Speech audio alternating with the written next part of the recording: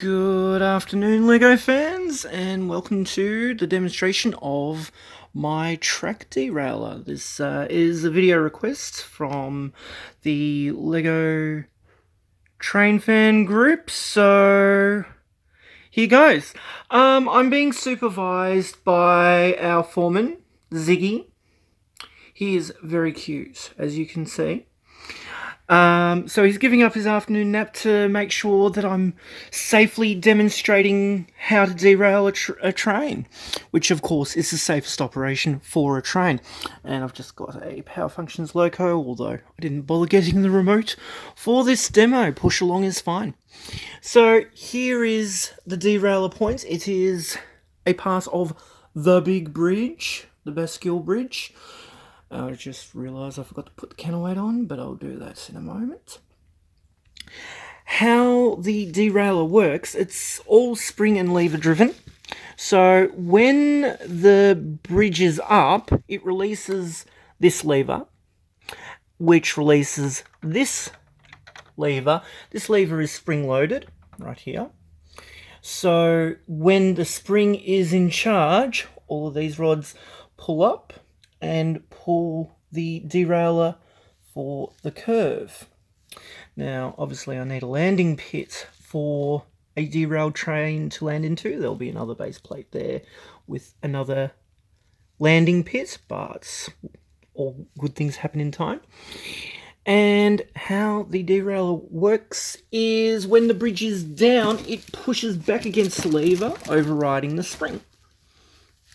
So the bridge comes down, pushes on this lever, compresses the spring, and turns this lovely Technic wheel, all these rods, and now the points are set for the straight. So bridge up and bridge down. You do need a reasonable gap in the derailers, of course, for a train to pass through. One of the things I don't like about this derailer is if the bridge is up, but there is a train sitting here, it will snag on the points. They no longer do the spring-loaded flicky flick thing that they normally do. They are jammed for the curve. That is one thing I don't like about this derailer design, but overall it works quite well. So when the bridge is up and the trains can't go through, instead of driving off a chasm, it takes the curve and hopefully lands in a pit of bricks. Hopefully. And when the bridge is down and it pushes on the lever, the train will go straight through, and I will need to set up the bridge properly to demonstrate that. One moment, please. And we're back. Alright, so I've grabbed the remote, I've popped the bridge down, and I've attached the counterweight because this bridge is heavy. And as you can see, because the bridge is down, the derailers are set for the straight. So, will this go the correct way? Maybe. So, no big worries about the gap. I will admit, it does look a bit unsightly, but I've never had a derailment yet, knock on wood. The gap at the other end's much smaller.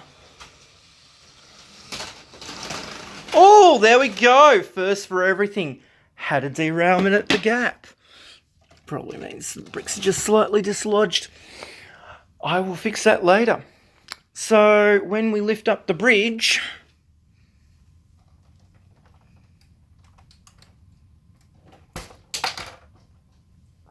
there we go. The train can no longer proceed across the bridge because the bridge is in the way. So we'll just chuck that to the side and derail it and leave it in a mess. Why not? Now, on this side of the bridge, it's less of a problem because if they go straight ahead, they'll just hit the counterways, and I have had that happen. But on the other side of the bridge, all there is the side of a cliff, and that is a walkway for a train show. So you definitely need the derailers at the other end. So this bridge, yeah, it's not perfect, but I'm pretty happy with it. there are a few things to improve. That derailment probably just means the track's been lifted up slightly, at a guess. So I'll just press everything back in place. The last thing I wanted to demonstrate is the gap at the other end of the bridge. So when the bridge is down, the track segments sit on the red tiles and the bridge itself sits on the dark azure tiles. And that can be crammed up pretty close. So you end up with about a half stud gap.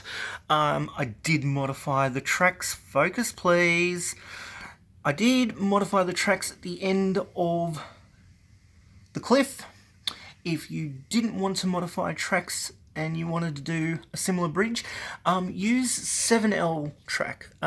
Use Trixbrix. Grab a 3 and a 4 and that makes you 7L. You'll see a similar lever mechanism at this end for the derailer at this end of the bridge. So there's some of the ins and outs, and if anyone is silly enough to try and make their own, good luck. Hope these tips help. Hope you've enjoyed the video, and